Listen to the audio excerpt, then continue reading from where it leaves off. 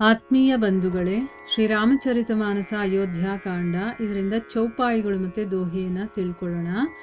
ಭರತ್ ಬಿಮಲ ಜಸು ಬಿಮಲ ಬಿಧು ಸುಮತಿ ಚಕೋರ ಕುಮಾರಿ ಉದಿತ್ ಬಿಮಲ ಜನ ಹೃದಯ ನಭ ಏಕ ಟಕ ರಹಿ ನಿಹಾರಿ.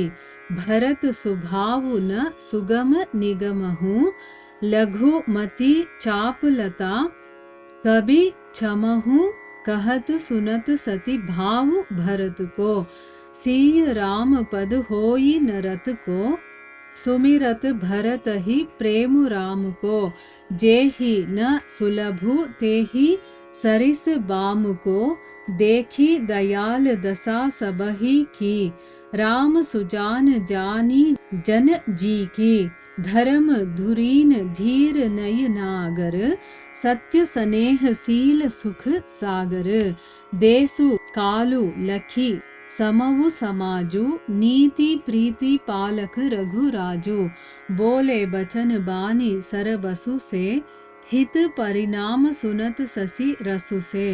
तात भरत तुम्ह धर्म दुरीना लोक भेद बिद प्रेम ಪ್ರಬೀನಾ.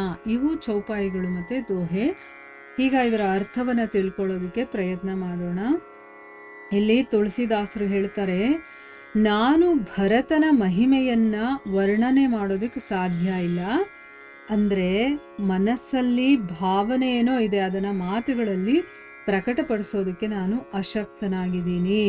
ಹೇಗೆ ಒಂದು ಮಗು ಇರುತ್ತೋ ಹಾಗೆ ಭರತನ ವಿಮಲ ಯಶಸ್ಸು ಒಂದು ನಿರ್ಮಲವಾದಂತಹ ಚಂದ್ರನ ಹಾಗೆ. ಇಲ್ಲಿ ಒಂದು ಹೋಲಿಕೆಯನ್ನು ಕೊಡ್ತಾ ಇದ್ದಾರೆ. ಅವನು ಹೇಗಿದ್ದಾನೆ, ಕವಿಗಳು ಹೇಗೆ ಏನು ಅನ್ನೋದನ್ನ ಇಲ್ಲಿ ಎಕ್ಸ್ಪ್ಲೈನ್ ಮಾಡ್ತಾ ಇದ್ದಾರೆ.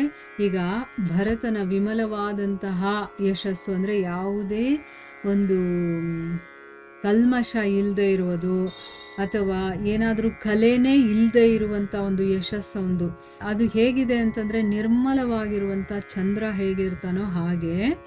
ಮತ್ತು ಕವಿಯ ಸುಬುದ್ಧಿ ಅಂದರೆ ಒಳ್ಳೆಯ ಬುದ್ಧಿ ಇರುವಂಥ ಕವಿ ಇರ್ತಾನಲ್ಲ, ಅವನು ಚಕೋರನ ಹಾಗೆ.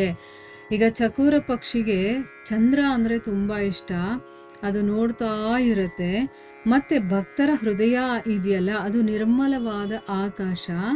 ಅಂದರೆ ಭಕ್ತರ ಹೃದಯ ಅನ್ನುವಂಥ ನಿರ್ಮಲ ಆಕಾಶದಲ್ಲಿ ಆ ಚಂದ್ರ ಉದಿಸಿರೋದನ್ನು ನೋಡಿ ಅದನ್ನು ನಿರ್ನಿವೇಶನ ನಯನಗಳಿಂದ ಅಂತಂದ್ರೆ ಏನು, ಒಂದೇ ಸರಿ ಹಾಗೆ ಬಿಟ್ಟು ಹಾಗೆ ನೋಡೋದು ಅಂತ ಹೇಳ್ತೀವಲ್ವಾ.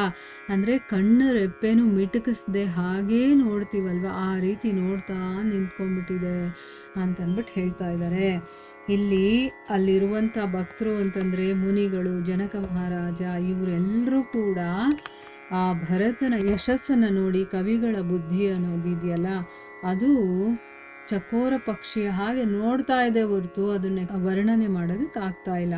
ಭರತನ ಸ್ವಭಾವವನ್ನು ವರ್ಣಿಸೋದು ವೇದಗಳಿಗೂ ಸುಲಭ ಅಲ್ಲ. ಅದಕ್ಕೋಸ್ಕರನೇ ಈ ಲಘುಮತಿಯ ಅಂತಂದರೆ ಸ್ವಲ್ಪನೇ ಬುದ್ಧಿ ಇರೋದು ಆ ಚಾಪಲ್ಯವನ್ನು ಕವಿ ಜನರು ಕ್ಷಮಿಸಬೇಕು. ಅಂದರೆ ನಾನಿವಾಗ ಇಷ್ಟು ಹೇಳಿರೋದು ಕೂಡ ನಾನು ಹೇಳೋದಕ್ಕೆ ಸಾಧ್ಯ ಇಲ್ಲ. ಯಾಕೆಂದರೆ ವೇದಗಳೇ ಅವನ ಒಂದು ಮಹಿಮೆಯನ್ನು ವರ್ಣನೆ ಮಾಡೋದಕ್ಕೆ ಆಗೋದಿಲ್ಲ. ಅಂತಂದರೆ ಕವಿಗಳಿಗೆ ಒಂದು ಚಪಲ ಅನ್ನೋದು ಇರುತ್ತಲ್ವ, ನಾವು ಬುದ್ಧಿವಂತರು, ಅದಕ್ಕೆ ನಮ್ಮ ಒಂದು ಆಸಕ್ತಿ ಏನಿರುತ್ತೆ, ನಾವು ಅದನ್ನು ವರ್ಣನೆ ಮಾಡಬೇಕು ಅಂತ ನಮಗಿಷ್ಟ ಇರುತ್ತೆ.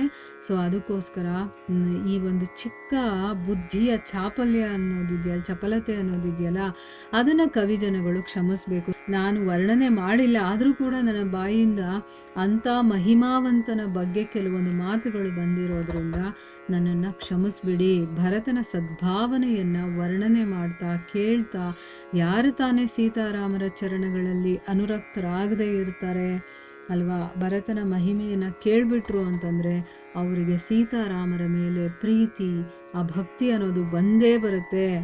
ಭರತನ ಸ್ಮರಣೆ ಮಾಡಿದ್ರೂ ಕೂಡ ರಾಮನ ಪ್ರೀತಿ ಅನ್ನೋದು ಸಿಗದಿದ್ದರೆ ಅವ್ರು ನಿಜಕ್ಕೂ ಕೂಡ ನಿರ್ಭಾಗ್ಯರು ಅಂತಲೇ ತಿಳ್ಕೋಬೇಕು. ದಯಾಳುವಾಗಿರುವಂಥ ಶ್ರೀರಾಮ ಅಲ್ಲಿರುವಂಥವರ ಸ್ಥಿತಿಯನ್ನು ನೋಡ್ತಾನೆ. ಭರತನ ಮನಸ್ಸಿನಲ್ಲಿದ್ದಂಥ ಸ್ಥಿತಿಯನ್ನು ಕೂಡ ಅವನು ಗ್ರಹಿಸ್ತಾನೆ. ಎಲ್ಲರ ಮನಸ್ಸಲ್ಲಿ ಏನಾಗ್ತಾ ಇದೆ ಅನ್ನೋದು ಅವನಿಗೆ ಗೊತ್ತಾಗ್ತಾ ಇದೆ. ಧರ್ಮ ಧುರಂಧರನು ಅಂದರೆ ಧರ್ಮಪರಾಯಣ, ಧರ್ಮವನ್ನು ಫಾಲೋ ಮಾಡುವಂಥವನು ಅಂತ. ಧೀರನು ಅಂದರೆ ತಾಳ್ಮೆ ಇರುವಂಥವನು. ನಯ ನಿಪುಣನು, ನಯ ಮತ್ತು ವಿನಯ ಇರುವಂಥವನು. ಸತ್ಯ, ಸ್ನೇಹ, ಶೀಲಗಳ ಸಮುದ್ರನು, ನೀತಿ, ಪ್ರೀತಿಯ ಪಾಲಕನೂ ಆದಂತಹ ಶ್ರೀರಾಮಚಂದ್ರ ದೇಶ, ಕಾಲ, ಪರಿಸ್ಥಿತಿಯನ್ನು ಮತ್ತು ಸಮಾಜವನ್ನು ನೋಡಿ ಹೇಳಿದಂತಹ ಮಾತುಗಳಿದೆಯಲ್ಲ, ಅದು ವಾಣಿಯ ಸರ್ವಸ್ವವೂ ಪರಿಣಾಮದಲ್ಲಿ ಹಿತಕಾರಿಯಾಗಿರಬೇಕು ಮತ್ತು ಅಮೃತ ತುಲ್ಯವೂ ಆಗಿತ್ತು ಅಂತ ಹೇಳ್ತಾ ಇದ್ದಾರೆ.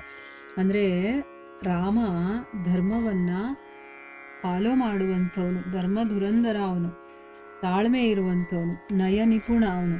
ಆಮೇಲೆ ಸ್ನೇಹ, ಪ್ರೀತಿ, ವಿಶ್ವಾಸ, ಇದರಲ್ಲಿ ಸಮುದ್ರ ಅಂತಂದರೆ ಅಗಾಧವಾಗಿರುವಂಥವನು. ನೀತಿ, ಪ್ರೀತಿ ಎರಡರ ಪಾಲಕ ಅವನು.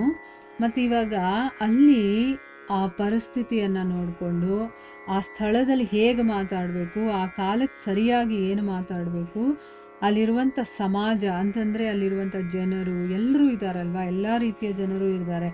ಅದನ್ನೆಲ್ಲ ನೋಡಿ ಅವನು ಹೇಳಿದಂಥ ಮಾತುಗಳಿದೆಯಲ್ಲ, ಅದು ಸರ್ವಸ್ವ, ವಾಣಿಯ ಸರ್ವಸ್ವ ಅಂತಂದರೆ ಆ ಮಾತುಗಳು ಅಷ್ಟು ತೂಕ ಇರುವಂಥದ್ದು. ಮತ್ತು ಪರಿಣಾಮ, ಅವನು ಹೇಳಿದ ಮಾತನ್ನು ಹಾಗೆ ನಡ್ಕೊಂಡ್ರೆ ಅದರ ಪರಿಣಾಮ ಹೇಗಿರುತ್ತೆ, ಎಲ್ಲರಿಗೂ ಹಿತಕಾರಿಯಾಗಿರಬೇಕು, ಆ ರೀತಿ ಇದೆ.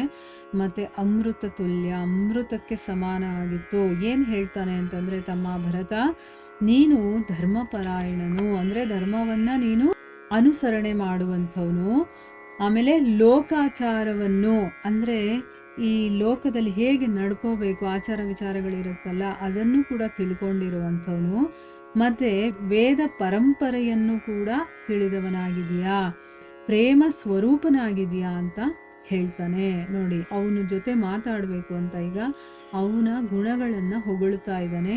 ನಿನಗೆ ಧರ್ಮಕ್ಕೆ ಅನುಸಾರವಾಗಿ ನಡ್ಕೊಳ್ಳೋದು ಗೊತ್ತು, ಲೋಕಾಚಾರ ಏನಿದೆಯೋ ಅದು ಗೊತ್ತು, ವೇದ ಪರಂಪರೆ ಅದರಲ್ಲಿ ಏನಿದೆ ಅದೂ ತಿಳ್ಕೊಂಡಿದೀಯಾ, ಮತ್ತು ಪ್ರೇಮಕ್ಕೆ ಸ್ವರೂಪನಾಗಿದೆಯಾ.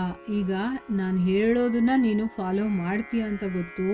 ಸೊ ಇದೆಲ್ಲ ತಿಳ್ಕೊಂಡಿರೋನಾಗಿರೋದ್ರಿಂದ ನಾನು ಏನು ಹೇಳ್ತೀನೋ ಅದು ಅರ್ಥ ಮಾಡ್ಕೊಳ್ಬಲ್ಲೆ ನೀನು ಅಂತಂದ್ಬಿಟ್ಟು ಅವನು ಹೇಳ್ತಾ ಇದ್ದಾನೆ. ಅಂದರೆ ಭರತನಿಗೂ ಕೂಡ ಬುದ್ಧಿ ಇದೆ, ಅವನು ಎಲ್ಲವನ್ನ ತಿಳ್ಕೊಂಡಿರುವಂಥ ಬುದ್ಧಿವಂತ ಮತ್ತು ಫಾಲೋ ಮಾಡುವಂಥವನು ಕೂಡ. ಕೆಲವರು ಬರೀ ಮಾತಾಡ್ತಾರೆ, ಫಾಲೋ ಮಾಡೋದಿಲ್ಲ ಅಲ್ವಾ. ಅದಕ್ಕೋಸ್ಕರ ಇಲ್ಲಿ ಹೇಳ್ತಾ ಇದ್ದಾನೆ, ನೀನು ಎಲ್ಲವನ್ನ ತಿಳ್ಕೊಂಡಿದ್ಯಾ, ನೀನು ಪ್ರೀತಿಯ ಸ್ವರೂಪನೇ ಆಗಿದೆಯಾ ಅಂತಂದ್ಬಿಟ್ಟು ಹೇಳ್ತಾನೆ. ಮುಂದೇನು ಹೇಳ್ತಾನೆ ಅಂತ ನಾವು ಮುಂದಿನ ಭಾಗದಲ್ಲಿ ತಿಳ್ಕೊಳ್ಳೋಣ. ಹರೇ ಕೃಷ್ಣ.